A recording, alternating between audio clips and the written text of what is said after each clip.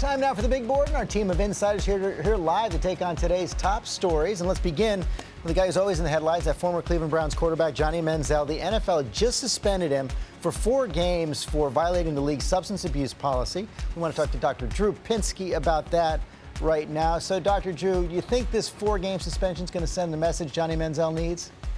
Unfortunately, I'm afraid it's going to do absolutely nothing. If they had told him to sit out an entire season, perhaps that would have been the time necessary for him to get it. But 4 games, I'm afraid that's not going to do very much. He is a very sick man.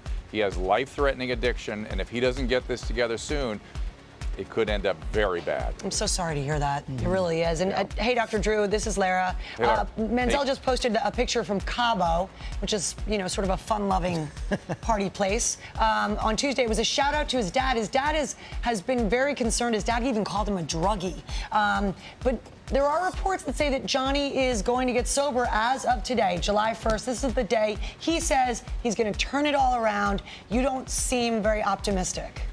Look, Lara, good times going to Cabo, but not for somebody with this kind of disease. And it's very common for people to set a date. I'll be surprised if, even though he probably intends to be in today, I'd be surprised if we don't see something more like midnight on the 4th of July.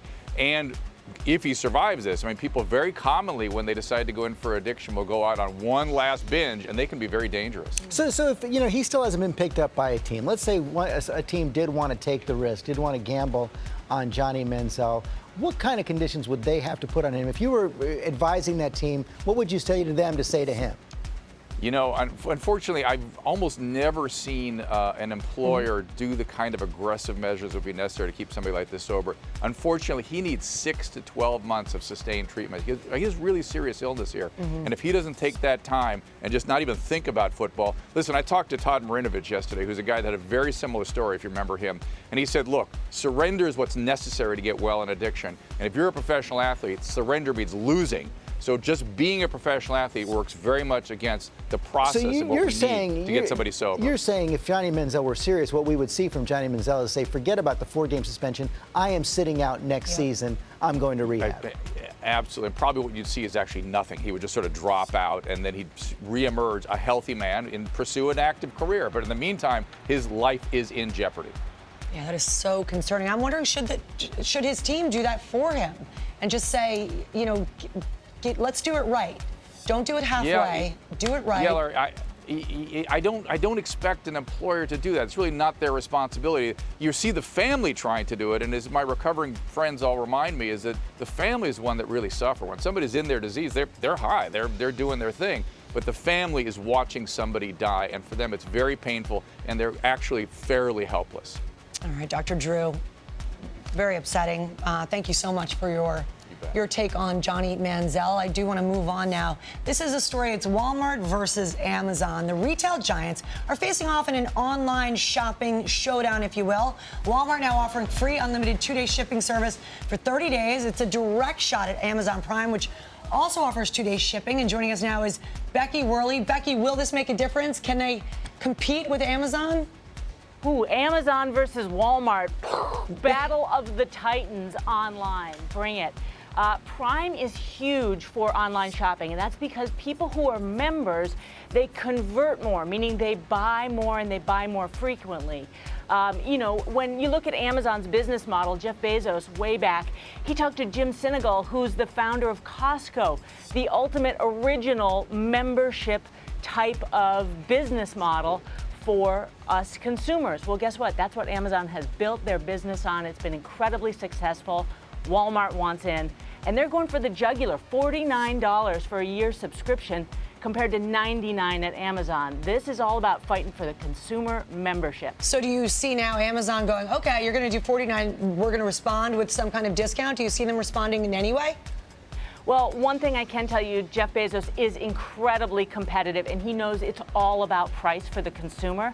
So will that play out in the future? I think it's going to put some pressure on Amazon. They've inched up from originally $79 and inched it up over time. But what Amazon also will do is they'll offer a lot of really smart entry-level memberships, like for students or Amazon Mom. And they may do some more of that marketing to try and get more people in the tent. And Becky, Walmart has to try something. They've been having some trouble, had to close 300 stores last year. They have to go into a new direction. Yeah, I mean, stores close all the time. It's sort of immaterial because that's just a business decision. When you're this big, you're going to maximize areas that are growing and you're going to sort of shutter the places where you're not seeing growth.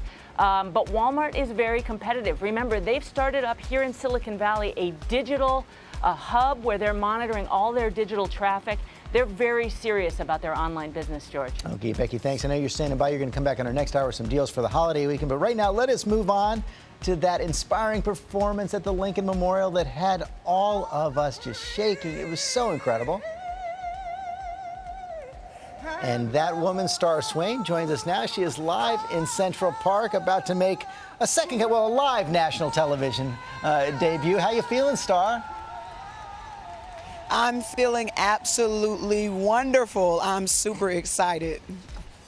Great. Well, we can't wait for it. Tell us a little bit about what's been going on since that performance just took off. Man, there have been so many wonderful comments, so many expressions of love and support that have been coming. Also opportunities for different interviews with national broadcasting networks. So there have been a lot of amazing things happening. Well, we're glad that you are with us, Star. And how about amazing opportunities? Has anybody talked to you about pursuing a career in singing now? Yes, of course. You know, there are plenty of people that are asking about what are my plans, you know, from this moment forward. And I've always dreamed of singing professionally. This is not, you know, my first time. I don't just do it for fun. It is, although it is fun, but I'm hoping that, you know, this will allow me the opportunity to continue to share my voice with the world. Well, you are doing that. We can't wait to hear you in our next hour. Star, thanks very much. Thanks to Becky and Dr. Drew as well.